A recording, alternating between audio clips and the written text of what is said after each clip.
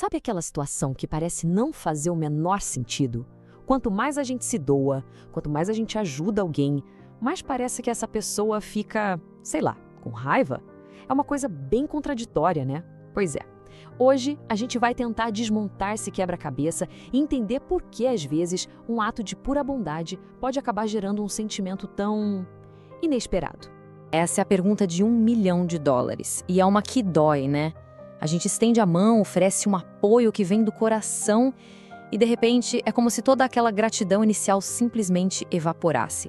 E no lugar dela, surge uma tensão, uma coisa estranha no ar. O que será que acontece no meio desse caminho? Vamos investigar isso juntos. Bom, toda história desse tipo começa da melhor forma possível, com o coração aberto. De um lado, tem alguém precisando de um suporte. Do outro, alguém com aquele impulso genuíno de ajudar. É momento que parece puro, sabe? Onde a empatia constrói uma ponte bonita entre duas pessoas. E no comecinho, nossa, é tudo perfeito. A ajuda chega como um presente, uma surpresa boa, e a gratidão da outra pessoa é enorme, é palpável. Quem ajuda se sente super bem, claro, e quem recebe se sente acolhido, seguro. Parece que não tem como dar errado, né? Mas é bem aqui que a coisa começa a virar. De um jeito sutil, quase sem ninguém notar, a dinâmica toda vai se transformando. Aquilo que era especial, um extra, com o tempo corre um sério risco de virar o padrão, a rotina. E a palavra-chave para entender essa virada de chave é essa aqui, ó, expectativa. É tipo, pensa num presente de aniversário. No primeiro ano, é uma surpresa maravilhosa. No segundo, a gente já meio que espera, né? No terceiro, se o presente não vem, a decepção é quase certa. Pois é, a ajuda pode seguir exatamente esse mesmo roteiro. É exatamente nesse ponto que a gratidão começa a perder força. A ajuda deixa de ser um bônus, um gesto a mais, para se tornar um item fixo na lista de coisas da vida. A pessoa que está recebendo o apoio já começa a planejar o dia, a semana, o mês, contando com aquilo como se fosse, sei lá, o salário que vai cair na conta no fim do mês. Já é dado como certo. E se a expectativa já parece um terreno perigoso, se prepara para o próximo passo. É aqui que a situação fica, de verdade, muito delicada. É quando a expectativa evolui para uma espécie de obrigação silenciosa, uma dívida, que nunca foi combinada. Olha só para essa linha do tempo. Isso aqui é basicamente a anatomia de como uma relação pode azedar. Começa com um "nossa, muito obrigado", passa para um "ah, eu já esperava por isso" e termina num perigoso "você tem que fazer isso por mim". É uma ladeira e a descida é bem rápida. Chegando nesse estágio, a comunicação já foi para o espaço. Ninguém pede mais nada, só existe uma espera. E aí, quando a ajuda não vem, a pessoa que sempre ajudou não é vista como alguém que teve um problema, que não pôde, não. Ela é vista como alguém que falhou, de herói para vilão num piscar de olhos. E então, chega o dia.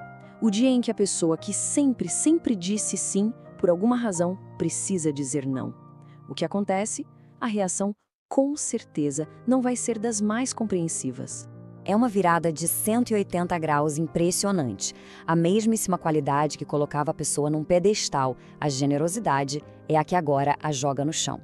Todo o histórico de ajuda, de apoio, de tempo doado, tudo isso é apagado pela única vez em que não foi possível ajudar. Injusto? Totalmente. Mas acontece. Essa pergunta, como assim não pode mais? Ela entrega o jogo todo.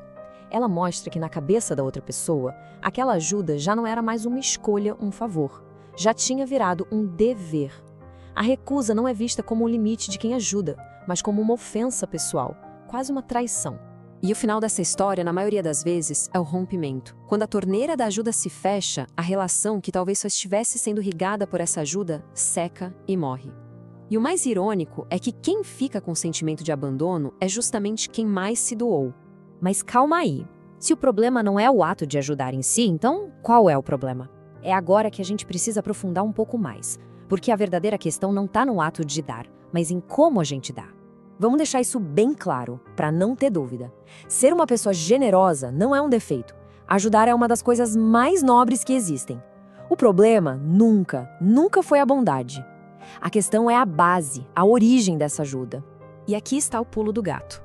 O problema começa quando, para encher o copo do outro, a gente esvazia o nosso até a última gota. Quando ajudar o próximo se torna sinônimo de se abandonar. É essa generosidade sem limites, sem autocuidado, que acaba se tornando tóxica. Então, quer dizer que tem uma saída? Sim, com certeza. E o primeiro passo para encontrar esse caminho é conseguir olhar para toda essa dinâmica com outros olhos, com uma nova compreensão do que está acontecendo. Essa frase ilumina tudo, não é? A verdade é aceitar que ajudar sem impor limites pode, sim, machucar. E a cura?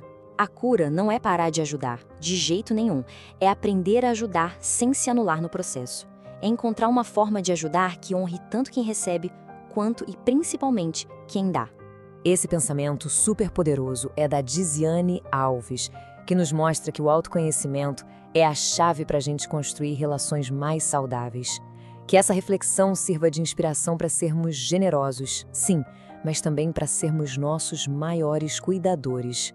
Obrigada pela companhia e até a próxima.